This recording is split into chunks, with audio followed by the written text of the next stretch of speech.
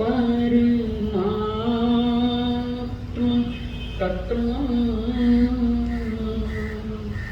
समस्त संकल्प विकल्पों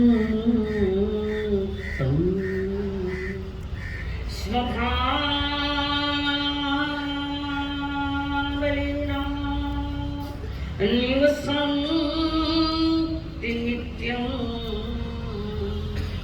जानन्ति योगिन स्वयमेव तत्त्वं जानन्ति योगिन स्वयमेव तत्त्वं धन्य आज की ये घड़ी आगम आवाज कानों पड़ी बोलो धन्य आज की ये घड़ी आगम आवाज कानों पड़ी कैसे कर्म चले बंध कैसे टले कैसे कर्म चले बंध कैसे टले इच्छा सुनने की आगे बढ़ी मिटे भाव भाव के मन के भरम तो ही ठहरेगा चित्त में धर्म नित्य वंदन करे मन में श्रद्धा भरे नित्य वंदन करे मन में श्रद्धा भरे तो वे हल्के हमारे करम सतगुरु तेरी शरण मिट जाए जन्म और मरण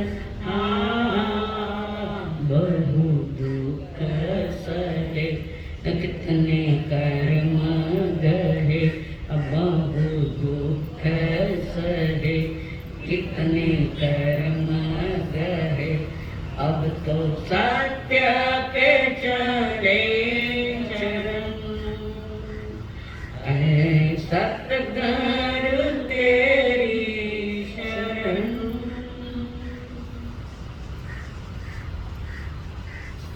पंच परमेष्टि प्रणाम प्रणाम करूं परमात्मा स्वरूप सद्गुरुदेव संयमी जीवन के सहयोगी साथी मंडल जिन्होंने जिन्हें हेतु हमें पूर्ण तैयार किया अनंत अनंतकारी परम पूज्य आदरणीय श्री अम्मा जी महाराज जिन्होंने हमारा हाथ थामकर हमें सद्गुरुओं के चरणों में समर्पित किया वे अनंत अनंतकारी मेरे संसारी स्वर्गस्थ पिताजी एवं स्वर्गस्थ माता जी कर्म का तूफान सुनने के लिए आए हुए देवांग प्रियो आप सभी के भीतर में विराजमान भगवान आत्मा को मेरा प्रणाम। परमात्मा महावीर जी ने जो अनुपम देशना दी है तीर्थंकर की अनुपम देशना कि जिसके लिए कोई उपमा ही नहीं है, अनुपम है और वो ही हमारे जीवन के उत्थान के लिए आवश्यक है। बात कोई जीवन है वही देशना जो प्रभु फरमा रहे हैं। 6 राग और 36 रागनियां निकले। संगीत प्रिय है ना बहुत, लेकिन 6 राग 36 रागनियां प्रभु के पास संगीत कला भी है, संसार की सारी कला के साथ धर्म कला भी उनके पास। ऐसे परमात्मा महावीर जी, जिन्होंने पूर्व में नंदराज चक्रवर्ती था। महावीर का जी नंदराज चक्रवर्ती वे थे। महावीर के जन्म के पहले देवलोक के देवता है और वहां से आते हैं और यह तीर्थंकर बनते हैं। चक्रवर्ती थे। उनके मन में एक बार पवित्र परिणाम आए हैं, उच्च कोटि के परिणाम आए हैं। कौन से भूमि? गृहस्थ जीवन से मनुष्य जन्म में उत्कृष्ट परिणाम आए। एक मन में विकल्प आया। ऐसा तो कहते न संकल्प हो न विकल्प हो। संकल्प यानी मैं और विकल्प यानी मेरा। ये परिणाम हमारे नहीं, और वो पाप युक्त वाले न हो, पुण्य युक्त वाले तो होने ही चाहिए।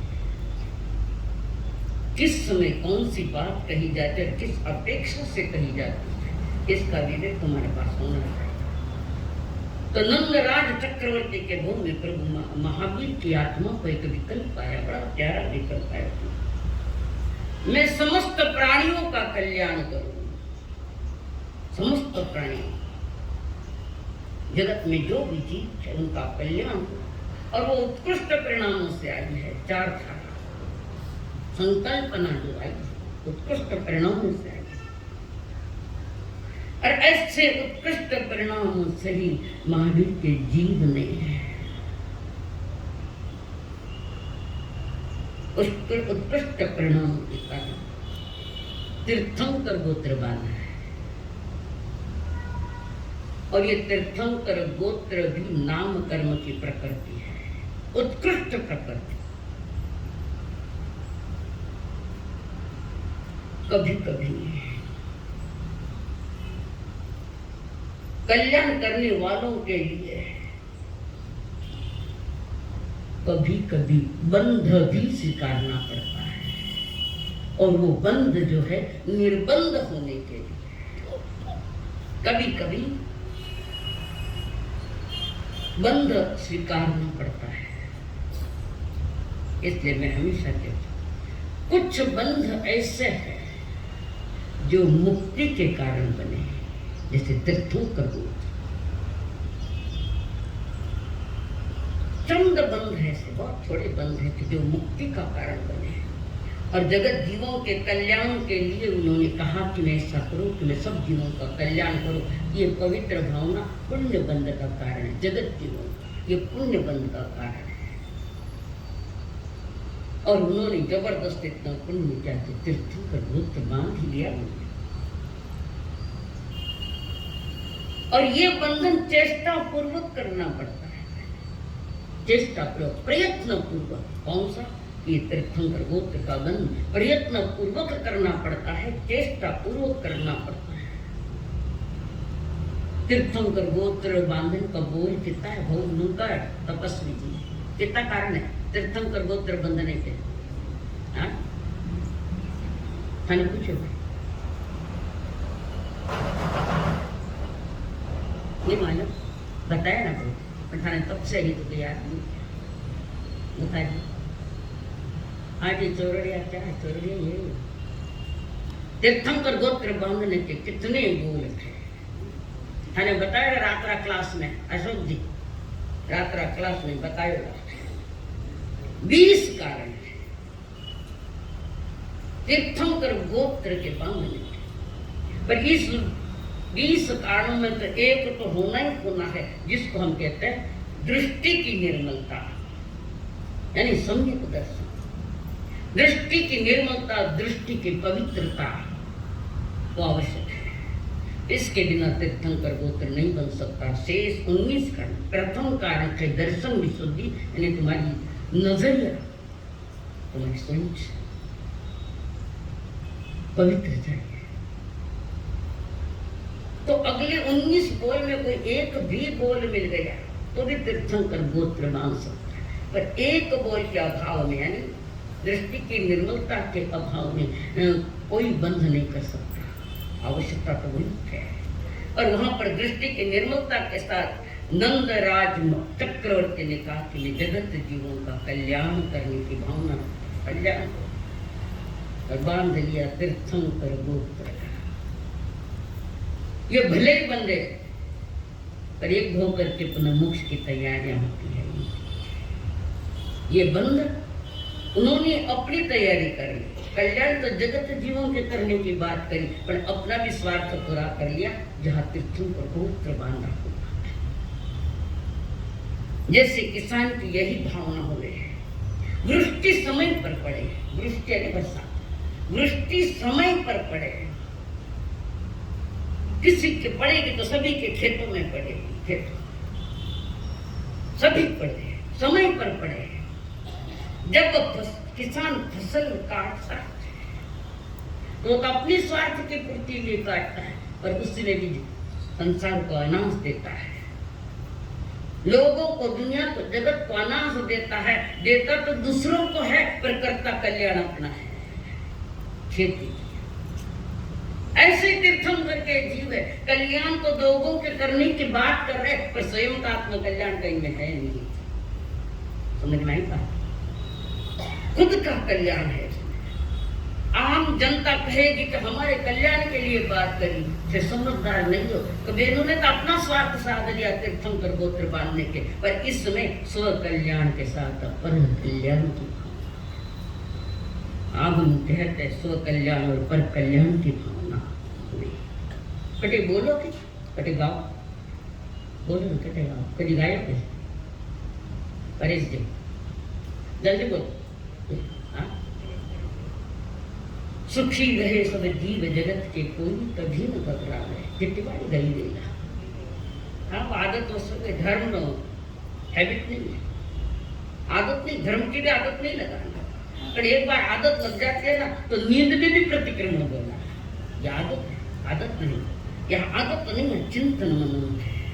सोचो, चिंतन करो, मनन करो। नहीं हर कार्य और कर्म हमारा नींद में चल, भरी आंख की नींद है, पर नशे में तो जरूर हो मोह कर्म के, और यही मोह कर्म ऐसा विचित्र है। चंद लोग इसको तोड़ पाते हैं, चंद लोग, बहुत कम लोग, और वर्तमान में तो है ही नहीं, विषय ही नहीं। परमात्मा महान इस मोहनीय कर्म को भयानक बता रहा है। वर्षों से सुन रहे हैं, भयानक लागे मोहनीय कर्म। लगा कि मोहनीय कर्म हमारे लिए बहुत खतरनाक है, कभी लगा, क्योंकि सुनने की आदत पड़ी हुई ना, तो तुम्हें नहीं मालूम है। अगर मालूम है तो सुनो, का किस लिए सुनते हो, किस लिए सुनते हो पता? आदत वश, चिंतन मन नहीं, चिंतन मन। कभी कभी ऐसा भी देखा गया कि जो नकारात्मक सोच वाला है, कुछ लोग ऐसे नकारात्मक सोचते हैं, पर जिनके पास सकारात्मक सोच नहीं, लिख लेना, वो जिंदगी में हारेगा जो नकारात्मक सोच वाला है। नेगेटिव थिंकिंग ऐसा कभी होता है। तो परमात्मा महावीर कह रहे, अगली गति के लिए कह रहे हैं कि देवत्व पाना हो तो तुम्हें यहाँ तैयारी करनी पड़ेगी। देव गति पानी है तो तुम्हें यहाँ तैयारी करनी पड़ेगी। कारण देव गति के बंध के कारण जो प्रभु ने फरमाया है कि देव गति कैसे बंध, सम्यक तत्वंच, नजरिया पवित्र हो, शुद्ध हो, अंतर परिणाम में श्रद्धा की विशेष जागृति हो। पवित्र श्रद्धा, उच्च कोटि की श्रद्धा, तो ही देवत्व की तैयारी होती है, देव गति की तैयारी होती है। कहते हैं सम्यक तत्वं च, और सराग संयम, संयमा संयम, अकाम निर्जरा, बाल तपस्वी तपंसी देवस्य। दर्शन की विशुद्धि होनी चाहिए, और उसके साथ सराग संयम। कौन होता है सराग संयम? हाँ, साधु जी। हमारा साधु इस 21वीं शताब्दी का साधु एक भी नहीं, एक भी नहीं। सरांग से सम्यक दर्शन पूर्वक जिनको अपने देव गुरु धर्म के प्रति प्रेम आस्थाएं होती है, देव गुरु धर्म के प्रति जैसे जल्दी बोलो, जैसे गौतम स्वामी संयम तो है पर गुरु के प्रति राग है, प्रभु के प्रति। आगे उन्होंने पुरुषार्थ की वो बात अलग है।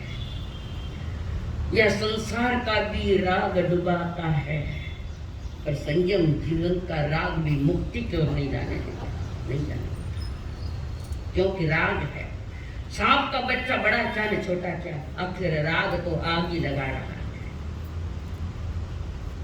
तो वे कह रहे हैं अकाम बिना इच्छा के भी दुख भोग रहा है। इच्छा पूर्वक को दुख भोगे, सुख तो भोगन की भावना है, सुख भोगे पर आवे तो दुख ही। अकाम बिना इच्छा के दुख को भोग होता है सहज भाव से, वो देव वृत्ति का जीव बन सकता है। और उसके साथ बाल तपांसी देवस्य, बाल तपस्वी किन के बाल तपस्वी है? बोले तो क्या, जल्दी बोलो, आप बोलो।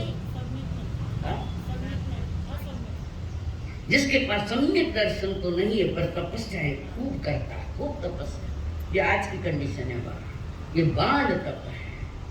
पर इस तप के साथ और कचरा जोड़ देते हैं इसलिए वो नहीं मानता। बाल तपस्वी परमात्मा ने बड़ी अच्छी बात की, वे कह सराग संयम यानी पाप परिणामों से जो मुक्त हुआ है और संयमी होने के बाद देव गुरु धर्म के प्रति जो शुभ राग होता है, शुभ संसारियों के प्रति राग है तो वह क्या है, अशुभ है, अशुभ। और देव गुरु धर्म के प्रति जो प्रेम है, आत्मीयता है, राग भाव है, उसको कहते हैं सराग संयम। कंडीशा लेने के बाद भी राग होता है, देव गुरु धर्म के प्रति कम होता है पर परिवार जनों के प्रति ज्यादा होता है, तो यह अशुभ राग ही है। आज सोचते हैं कि हमने वेश पहन लिया तो हमारा कल्याण पक्का है, ऐसे भूल कभी मत करना। वेश पहनने से ही मोक्ष मार्ग हो जाएगा, कह नहीं सकती है। अब अभी वेश पहन लिया, अगर वर्तमान का सोचे, वर्तमान की स्थिति क्षमा करना मैं जो कह रही हूँ, वर्तमान को सोचे तो एक तरह का आपको फैंसी ड्रेसेस है ये नहीं है, मानना पड़ेगा। क्यों? तो साधु जीवन तो ले जा पर सीधा नहीं हुआ अभी, साधु जीवन ले जा पर सीधा नहीं है। संसारियों के प्रति राग ज्यादा और संसारियों का राग का अशुभ है, पर ये स्वयं की फसम है, खुद की, खुद फंसता जा रहा है, दूसरा कोई नहीं फंसता। यहाँ तो कहते हैं प्रभु संयम ले गया, अच्छी बात है, पर देव गुरु धर्म के प्रति विवेक होना चाहिए, पवित्र राग होना चाहिए। मैंने के भगवान महावीर ने कहा 8 कर्मों का जब देशना में 8 कर्मों का जब विवेचना है तो उस विवेचन की ये बातें हैं। दूसरा है संयम असंयम, कुछ संयम में है और कुछ असंयम में है। हमें पूछ जने के जनाओ में था, अब बेटा के लाइन बेटा दूना देखिए कर्मों पर संयम असंयम, कुछ समय के लिए संयम में है, कुछ समय के लिए असंयम में। बोला आनंद भाई कौन है वो? पूछो जब कौन बोले उधर पीछे? हाँ बोलो, फूल पकड़ के। वाह वाह, वो आप ही हो। कभी सामयिक में है और 48 मिनट के बाद असंयम में है। वो संयम असंयम यानी श्रावक जीवन, श्रावक जीवन। तो जो संयम असंयम, कुछ संयम में है कुछ असंयम में, कुछ पाप परिणामों का त्याग किया और अभी कुछ पाप परिणाम बाज उदय में पाप आते उदय में। वो संयम असंयम जिसको प्रभु ने नाम दिया आगार धर्म, श्रावक धर्म, पर अभी वो भी नहीं, कल संयम सब में दर्शन नहीं है। आगे बाल तप, भौतिक या लौकिक लक्ष्य से तप करना। तपस्या करो तो वो मिल जाएगी, कहीं मिल जाए वो मोक्ष बोल जो मती बोल दे मती वो। भौतिक या लौकिक किसी चीज की इच्छा है, साधु संत भी तेलो करता काम हो जाएगा, जिडवास राव का न हो। साधु संत भी बोलते तेला करो, अमुक करो, तमुक करो, थारो यो हो जासी, थारो यो हो जासी, होशी के नहीं होशी खाना कर्म जाने।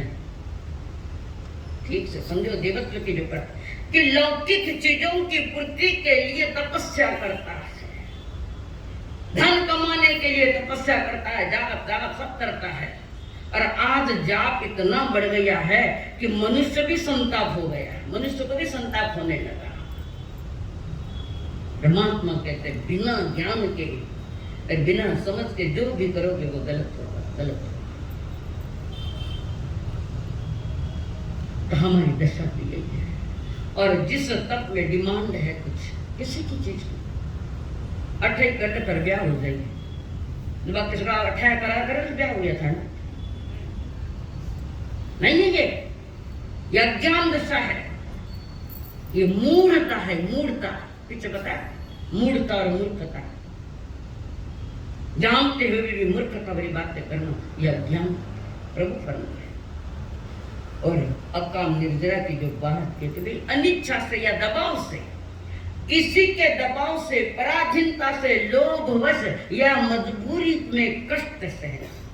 लोभवश नौकर तनख्वाही लगती सारी तो कष्ट तो सहन करे, मालिक जूं के भी जो काम करे, थक जावे तो भी करे, क्योंकि तनख्वाह ना, कोई मजबूरी में कर रहा है, कोई लोभवश कर रहा है, कोई बिना इच्छा से, अनिच्छा से दबाव में आकर धर्म करता है।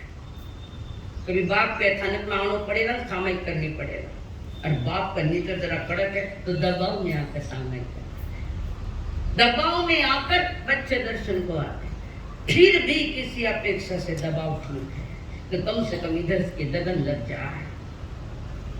परमात्मा का वचन सापेक्ष होता है, प्रभु के वचन सापेक्ष होते हैं। सापेक्ष यानी अपेक्षा सहित, अपेक्षा है पिता की या किसी की, प्रभु के वचन सापेक्ष। इसको अध्यात्म जगत में कई कह रहे, आध्यात्म जगत में इसको साधवाद कहते हैं। एक सिद्धांत में थोड़ा सा समझा दो, घबराओ मत में। सापेक्ष कथन यानी थे किसी रा पिताजी हो, किरा के पिता राजभोग पिताजी, मिसेस का पति हो, बच्चों के बाप हो, किसी के मामा हो, किसी के नाना हो, किसी के जवाई हो, तो किसी के ससुर जी भी हो। आप तो एक हो, आप एक हो, कितने रिश्ते हैं। जब मैं कहूं कि आपकी रा बाप हो तो आप कहीं क्यों बोले, पुत्र के दृष्टि से क्या गलत है क्या? इसको कहते हैं कि अपेक्षा सहित कथन बदलता है, अपेक्षा सहित। अरे यही धर्म ऐसा है, जिन धर्म हर बात को सिद्धांतों पर तोड़ता है कि प्रभु का वचन भी सापेक्ष ही है, कुछ न कुछ उद्देश्य को लेकर बात कर रहे हैं। यह है साधवाद सिद्धांत। इनू ज्यादा गरिष्ठ आहार नहीं दो, अटे बस नहीं दो, तो वे है अकाम निर्जरा करता हुआ जीव कष्ट सहता भी है साथ में, तो वो उस देवत्व का कारण बन सके। जहां हम गलतियां करते हैं, लिखो, जहां हम गलतियां करते हैं वहां हम मनुष्य हैं, और जहां हम अपनी गलतियों को स्वीकार करते हैं वो देवत्व है। कौन स्वीकार करता है गलतियां? देवलोक में गया कौन देख रहा है? जहां अपनी भूलों को हम स्वीकार करते हैं तो वो देवत्व का कारण बन सकता है, बात ही नहीं। मनुष्य गलतियों का पुतला, गलती तो करता ही, गलती हो सकती है, मित्रा की छोड़े, आपसे भी हो सकती, हमसे भी हो सकती होती है। जहां गलतियां करता है वो मनुष्य है, जब गलतियों को स्वीकार किया जाता है वो देवगति का कारण बनता है। प्रभु फरमा है, खाली स्वीकार ही गलतियां नहीं है, खाली गलतियां स्वीकार है ऐसा नहीं, वो गलती को समझकर सुधार करना पड़ा तो देवगति करता है, सुधार भी करना पड़ेगा उसमें गलतियों में। असंख्यात जीव देवगति में भी गए कि नहीं? कई कड़ी होते गए ना 558 पर। तो जो देवगति के जो कारण वो परमात्मा भ्रमण है, स्वभाव में सरलता हो, खुद को मत ठगो। हम खुद को ही ठग रहे हैं, एक दूसरे के कपटयुक्त व्यवहार करता हुआ खुद को ही ठगा जा रहा है। कम से कम अपनी निगाहों से मत गिरो, दुनिया की निगाहों में तो गिरे ही है, अपनी निगाहों से मत गिरो। मेरी निगाहें ज्ञान पूर्वक दर्शन करो। हम स्वयं ही स्वयं का धोखा खा रहे हैं। हमारे इस देश में एक महान कवि हुए हैं, महान कवि प्रदीप जी, जिन्होंने देशभक्ति के गीत लिखे और भी गीत लिखे हैं। और मेरे वतन के लोगों कवि प्रदीप जी का गीत है। अजय लता जी ने गाया था, नेहरू जी रोए थे, देशभक्ति का गीत था। उन्होंने एक गीत लिखा, खुद को धोखा दे मत बंदे, अच्छे न होते कपट के धंधे रे, सदा न चलता किसी का नाटक दुनिया के। खुद को धोखा दे मत बंदे, और हम धोखा खा रखे थे। हने ना के कौन देते हो, केवली भगवान देते, खाली आत्मा तो देखे है कि मैं क्या को चिंता कर रहा हूँ, कोई नहीं देखे, कर लो काम। अरे आत्मा को नहीं है के अंदर देखने वाली नहीं है, केवली भगवान उनके ज्ञान में। और आज की संसार के लिए कर ले काम जल्दी, काटो मार के, सब्जी ज्यादा ले ले, परिवार में थोड़ी ठगाई कर ले, व्यवस्थित नहीं, स्वभाव में सरलता, राग द्वेष मंद करता जा रहा है, कमजोर करता जा रहा है राग और द्वेष। अगर तुम मस्त तुमने पचकाए के बात की, राग द्वेष की परतें जितनी कम होती जाएगी उतनी अंदर में थोड़ी थोड़ी विशुद्धि होती जाएगी, आत्मा की शुद्धि होती जाएगी, दृष्टि निर्मल हो जाए और राग द्वेष संपार हो जाए। प्रयत्न करें तो जरूर हमको देवत्व मिलता है, देवत्व की ओर ले जाता है। जेथे दिव्यत्वाची प्रचिति तेथे कर माझे जोड़ती, ऐसा हमारे भीतर की दिव्य देवता जाग उठे, हमारा देवता जागे, देवत्व जागे तो कदाच हो सकता है देवगति में जाने का। पूछो भगवंतों से, पढ़ो शास्त्रों से, जन्म गुरु के चरण में बैठकर क्या मैं देव बन सकता हूँ, क्या मैं देव बन सकता हूँ, उनकी जैसी ऊंचाई को मैं छू सकता हूँ। वो कहते जरूर तुम देव बन सकते हो, उनके जैसी ऊंचाई छू सकते हो, पर कब, जब आंखों में निर्मलता हो, सत्य का अनुभव हो, जीवन संयमित हो, नियमों में बंधा हुआ जीवन चाहिए। कैसी प्रक्रिया हम करें कि जीवन को नियमित बनाए। यश ख्याति जीवन में, यश ख्याति धन दौलत तुम्हारे जीवन को नियंत्रण कराने वाले नहीं है, नियंत्रण कराने वाले थे सिर्फ प्रभु की वाणी, परमात्मा की वाणी, देव गुरु धर्म की कही गई बातें। आत्म नियंत्रण अपनी आत्मा को स्वस्थ कर रहा है। जिसने आत्म नियंत्रण, अपने आप को इंद्रियों पर नियंत्रण किया है, विचारों के तूफानों को भी शांत किया, नियंत्रित किया है।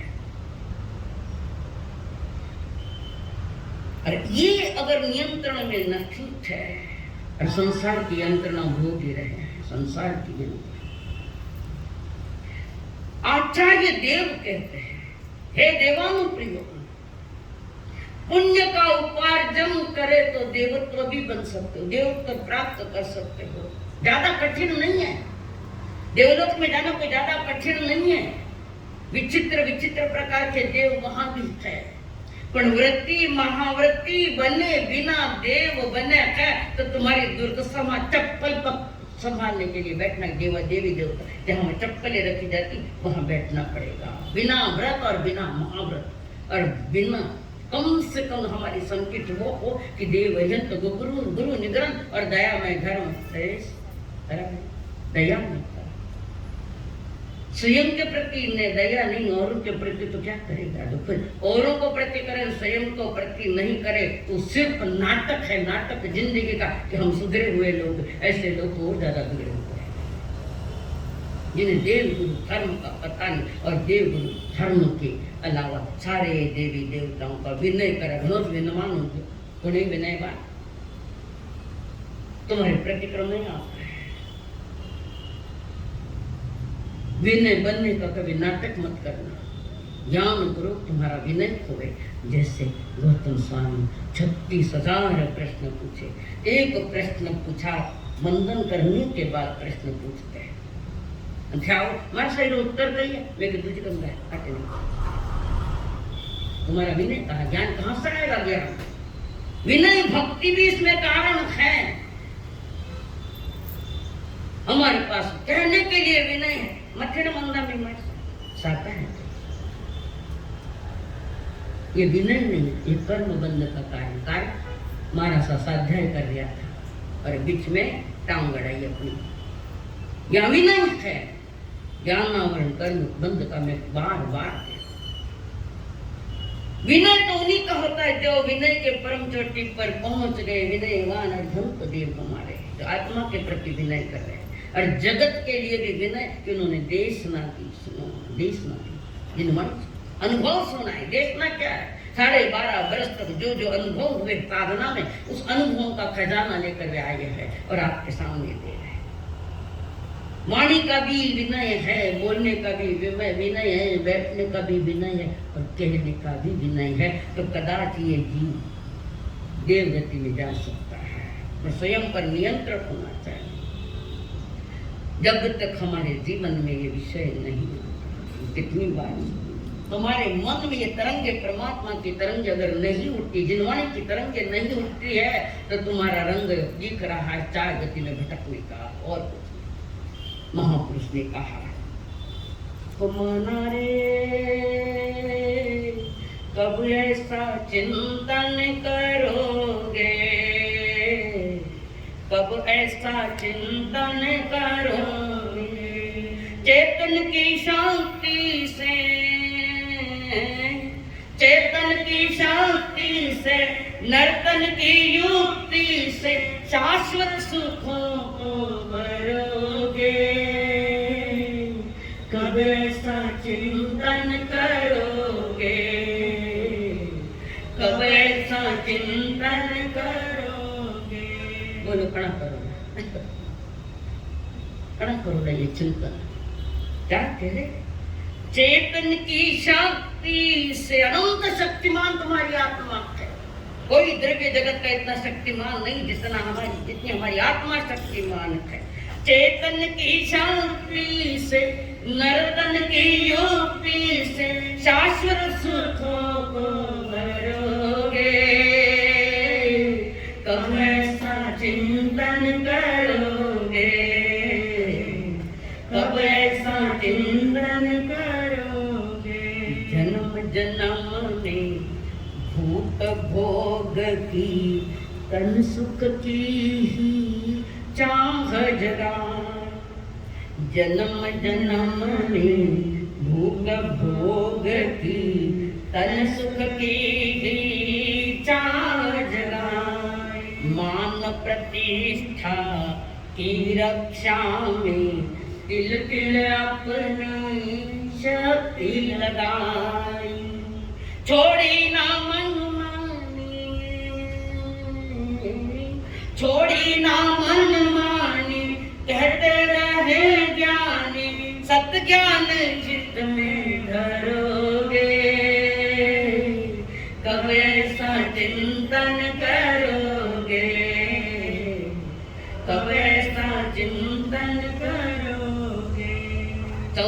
1444 मिनट में एक भी मिनट तुम चल रहे 24 घंटा कितना मिनट हुआ कहे कैलकुलेट है आपने 1444 मिनट एक मिनट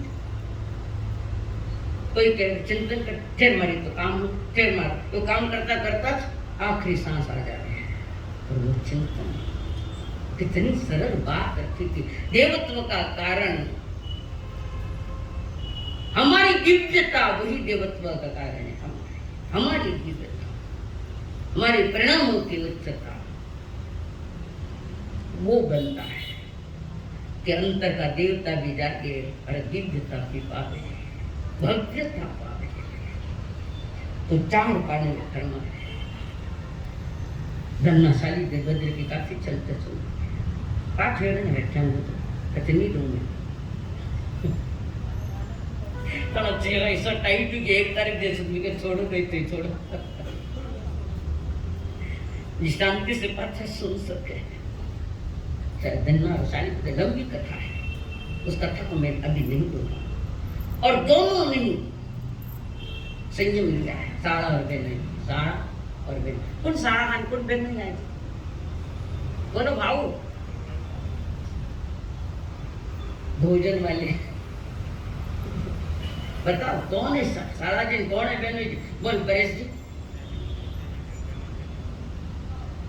शाली भद्र जी साड़ा जी और धन्ना जी बहन जी अनुपम जोड़ी है अनुपम जोड़ी है।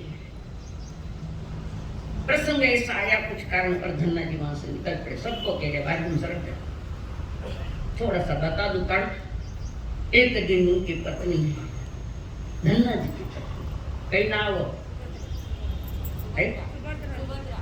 याद रहे दिखाने सुभद्रा पत्नी 8 रानियों के पति और सुभद्रा के आंखों में आंसू आ रहे जो उनके शरीर पर वो बूंदे पड़ते जा रहे। मैं तो ठंडे पानी से मुझे नहला ये पानी गर्म कहाँ से आया देखो सोच कितनी बारीक है ये कहाँ से आया गर्म पानी मेरी आंखों से आया क्या हो गया रोने को क्यों रो रही हो आप कारण क्या रोने का कोई कारण बिना तो कार्य होता ही नहीं ये सिद्धांत है हमारा बिना कारण कार्य होता नहीं। मेरा भाई रोज एक नारी का त्याग कर रहा है एक दिन वो दीक्षा ले संकल्प किया और वहां पर धन्ना जी ने सुना फिर कहा बताओ क्या कहा कि मेरा भाई एक ही भाई मेरे स्त्रियत में एक ही भाई है और वो एक पत्नी का त्याग करता है। कितनी लुगाइयां हुई लुंगड़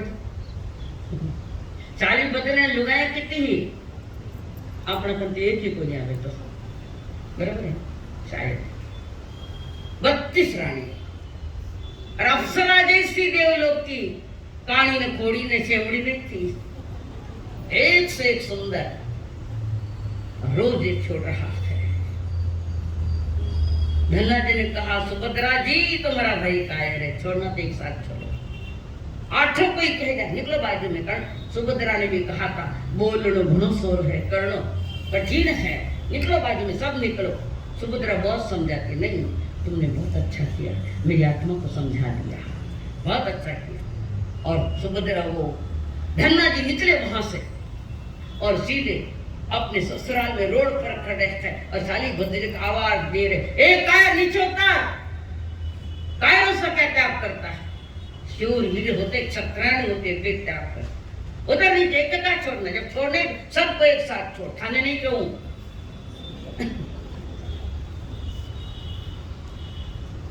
और नीचे आकर साड़ा और बेली दोनों निकल गई वितराग मार्ग पर निकले और जाकर पादोपगमन संथारा क्या समाधि मरण पादोपगमन संथारा किनके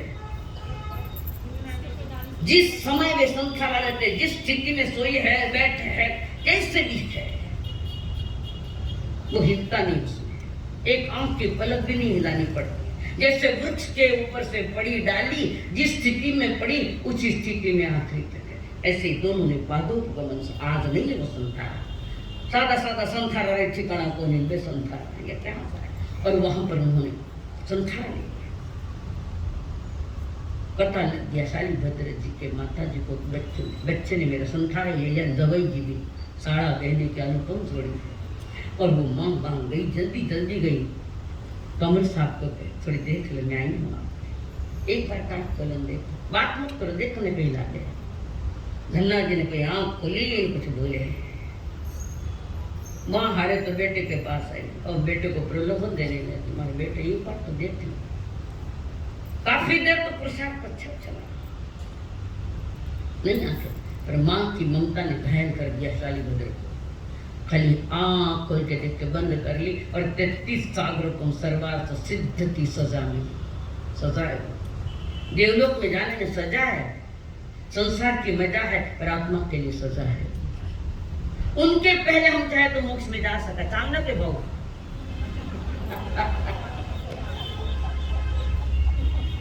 अति की संख्या व्रत 5 महीने का ले बैठे, शराब से गिमा गया। महाव्रती थे पर शराब में आ गए। शराब तो सम्यक दृष्टि तो कह भी सकते हैं, पर नहीं। आंख थोड़ी सी खोली, थानी आंख तो रात दिन खुली नोटा मुजन में, क्या होगा? एक समय की भूल ने 33 सागरों को की सजा दी है। एक समय मतलब दिन भर भूल में था, अंक फाड़ फाड़ देखा। क्या देखते? देखना है स्वयं की यात्रा, निज की यात्रा है, और वही यात्रा सही है। परमात्मा महावीर ने बड़ी अच्छी बात कही और कहा, हे देवानुप्रियो, आत्मनियंत्रण करो, और आत्मनियंत्रण में ही तुम्हारा भला है। जीवन विकास हो, कोई सुतोड़ा तो जाग जाओ, लोरी गाँव। जीवन विकास हो, अंतरि प्रकाश हो, भटकन से कुछ न होगा, निज में निवास हो। जीवन विकास हो, चांदन सी चांदनी जो लगते सुहावने, चांद की चांदनी जो लगते सुहावने, निर्झर विलासिता के सौंदर्य से सने, पौरुष जगा कभी भी उनका न दास हो। जीवन विकास हो, अंतर प्रकाश हो, भटकन से कुछ न होगा, निज में निवास हो। जीवन विकास हो। कभी सोचो, सोचा का कभी? पैसों का विकास हो, परिवार का विकास हो, और हमारा विनाश हो। कौन सी यात्रा है? विकास की कि विनाश की यात्रा है हमारी? परमात्मा के जीवन का एक कदम हमारा विकास होता है। कल से हम थोड़े परिणाम में बदले चले। कल से आज हमारा कुछ थोड़ा बहुत विकास हुआ है, तो कल हमारे लिए कारण था। आओ वर्तमान में अपने अपने को गौर करके कर्म से थम के दिव्य देश में सुनने के बाद थोड़ा बहुत तो कुछ फर्क आया है, तो समझना हमारा श्रवण सार्थक है। हमारा श्रवण सार्थक है और कुछ भी नहीं और पतन की ओर जा रहा है, तो समझना समय यहाँ पर बर्बाद किया है। परमात्मा की वाणी शास्त्र सुनकर बर्बाद कर दिया। बड़े घराने का बेटा धर्म सभा में जाकर संत महात्मा भगवती सुना रहे थे। किसो कहिए भगवती नाम है भक्त, वो भी आपको भगवती सुना है। और उस भगवती में वो लड़का बैठा वहां सुन रहा था, और वो बेटा वो भगवती जब श्रृंगार उसी भगवती में नलिनी गुल में विमान का चर्चा चल रही है, नलिनी गुल में विमान की बातें चल रही, वो ऐसा है वैसा है, नलिनी गुल में जो देवलोक में ऊंचा उसका विवरण कर रहे हैं मुनिराज भगवती सूत्र से, कैसा है क्या है आदि सारी बातें बताए। और वो बच्चा सुन रहा है, एकाग्रता से सुन रहा है और सुनने के साथ उठ कर खड़ा होता है, गुरुदेव मैं वहीं से आया हूँ, जाति स्मरण ज्ञान। एकाग्रता तो नहीं जाति स्मरण ज्ञान दे सकती, पर एकाग्र तो जिंदगी में हो तो फक्त नोटा मोदन बटी छुओ। नलिनी गुल्म विमान का सौंदर्य, वहां की सुंदरता सारा वर्णन करने के साथ वो लड़का कहता है मैं तो वहीं से आया, गुरुदेव मुझे वहीं जाना है। शॉर्टकट बताओ, शॉर्टकट। और उस लड़के का नाम है आईवंती सुकुमार। आईवंती सुकुमार नाम उस लड़के। मुझे शॉर्टकट बताओ। गुरुदेव ने कहा दीक्षा लेनी पड़ेगी। मैं भी तैयार हूं, मैं अभी तैयार हूं। लड़का तैयार हो गया। गुरुजी ने पंच मुहूर्त दे दिए। अब क्या करूं? जाओ जंगल में समाधि मरण लो, समाधि संसार।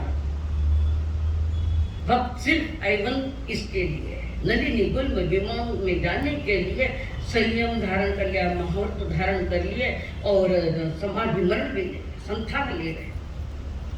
और वहां से निकल कर गुरु की आज्ञा से गए जंगल में समाधि खड़े थे। वन्य प्राणी भी आते हैं करते हैं, पर प्रॉब्लम तो बहुत करते। अगर वे नलिनी गुल्म विमान के लिए आग्रह नहीं करते तो उसी संयम यात्रा से मोक्ष जा सकते थे। मोक्ष इतनी कठोर तपस्या, मैं नियाण कर लिया ना उसके साथ, नियाण डिमांड कर ली। किसी भी धर्म कार्य में भले 1 मिनट के भी धर्म कार्य हो, नियाण मत करना, क्यों इसके बदल तो मुझे ये मिले मत करना। ये नियाण है, ये जन्म जन्म भटकने के कारण है। और आईवंती सुकुमार ने वही किया जो नहीं करना चाहिए था, और वहां से आयुष्य पूरा करके नलिनी गुल्म में विमान में गए। कारण मोग देवगति के कारण उन्होंने अपने पास रखे थे, सराग संयम कहो या बाल तप। ये जो 4 कारण, इन चारों कारण से भव्य आत्मा ही अभवी भी जाता है, उसको खास बड़ी नहीं देवलोक में। तो अभवी जिसका 3 काल में कभी मोक्ष नहीं, वे भी देवलोक में जाते हैं। उस देवलोक में जाने का क्या मतलब है? देवलोक तभी होता है सम्यक दर्शन पूर्वक, जहाँ व्रत और मुहूर्त लिए जाते हैं। हो सकता है उसी घों में भी मोक्ष जा रहे, और कमजोर साधना पड़ी हो सकता है देवलोक में जा सकते हैं। शिष्य पूछता है गुरुदेव देवत्व का कारण क्या, देवगति में क्या कारण? 4 कारण प्रभु ने बताए हैं। ठाणकर कितना कारण है इनमें? कितने हैं? अभी डर लगे, बहुत भीड़ लग रहा है ना। प्रभु परमात्मा कह रहे थे, जेनी इच्छाएं देवलोक न इंद्र करे, मानव बानी ने महाव्रती अपने भरे। जेनी इच्छाएं देवलोक न इंद्र करे, मानव बानी ने महाव्रती पद ने वरे। मारी आत्मा ने आनंद आनंद मारे, मारी आत्मा ने आनंद आनंद मारे। ए माने ये मानव न जन्म, इसलिए मान, इसीलिए मुझे मोक्ष जाना है उसके लिए। और देवगति के कारण वो बताते हुए कह रहे, देवा बन्यों पर लोभ संज्ञाना छोटी, हीरा मोती ने देवी भी जानी लूटी। देवगति में गया कोई इच्छा छुट्टी नहीं, खत्म हुई नहीं इच्छा। देवलोक में जरूर गया है, पर इच्छा कमजोर नहीं पड़ी, इच्छाएं ज्यादा रही। और वो कहता है देव बनियों पर लोभ संज्ञा न छोटी, ये चाहिए वो चाहिए वो चाहिए वो चाहिए। देवगति में और भयानक बात है, वही देवी देवता भी लड़े आपस में, खूब लड़े। कहिए देवलोक में आपस में लड़ते हैं, एक दूसरे का धन लूटते हैं, इवन एक दूसरे की देवियां भी लूट रहे थे। देवा बान्यों पर लोभ संज्ञा ना छूटी, हीरा मोती ने दी जानी दूसरों की, हीरा मोती भी जानी देवी लूटी। मार मड़ियो इंद्र मार मड़ियो इंद्रो ने त्यार प्रभु नक्की कर्यो के देव गति ना मुझे नाम। मार मड़ियो इंद्र नो त्यारे प्रभु नक्की कर्यो के देव गति ना मळे। प्रभु प्रमाद मारो दूरा करो, प्रभु प्रमाद मारो दूरा करो, फरी मानवनो जन्म मळे ना मळे।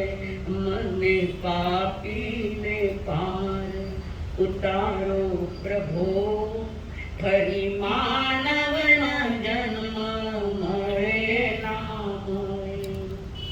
बार बार प्रभु के पास अपनी बात रख रहे हैं। देवगति नहीं चाहिए, नरक तो बिल्कुल ही नहीं, तिरंत गति भी नहीं मिले तो मुझे मनुष्य का जन्म मिले। 9 लक्ष्मियां जिसके पास है, मानव और वही कर्म भूमि और वही उच्च कुल और वही संत समागम और वही जनवाणी और वही देश ना देव गुरु धर्म मिले, वो जन्म मुझे मिले। प्रभु मने पापी ने पार उतारो घरे, मने पापी ने पार उतारो हवे, हरि मानवनो जन्म मळे ना।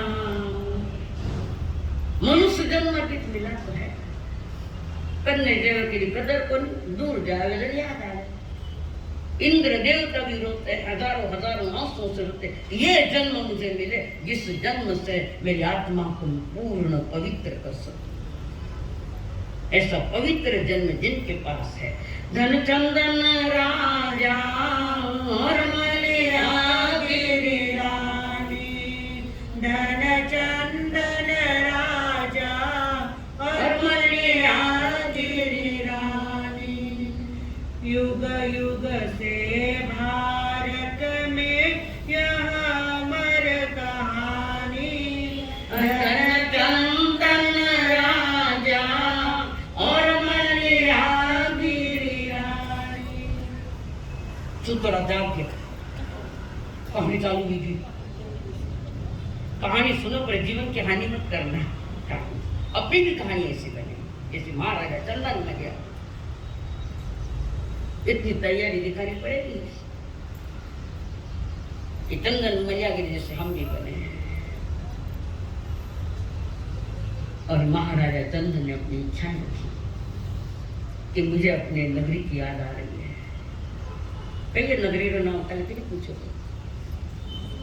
कुसुमपुर।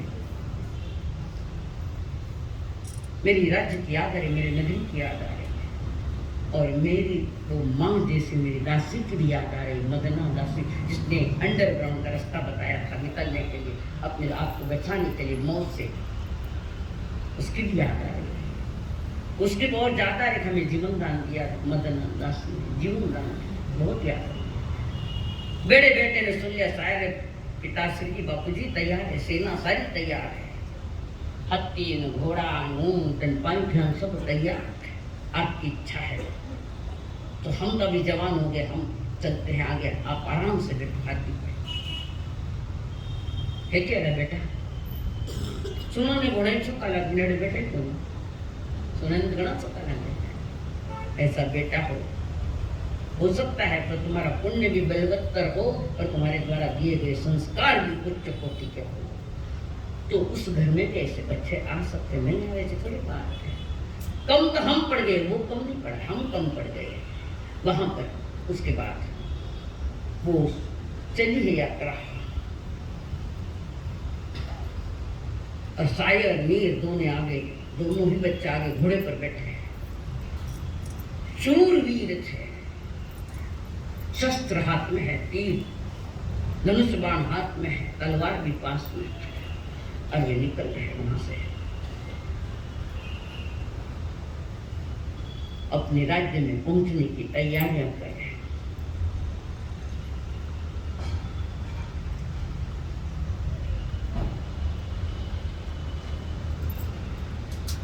चल रहे सेना चल रही, समुद्र जैसी सेना, विराट सेना,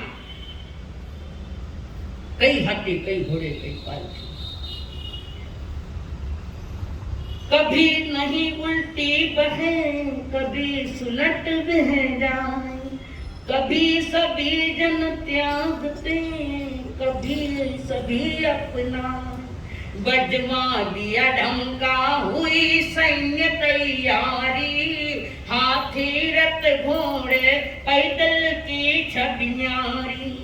हुए शस्त्र सज्ज सब, हुई सैन्य मस्तानी, धन चंदन राजा और मलिया गिरिरानी।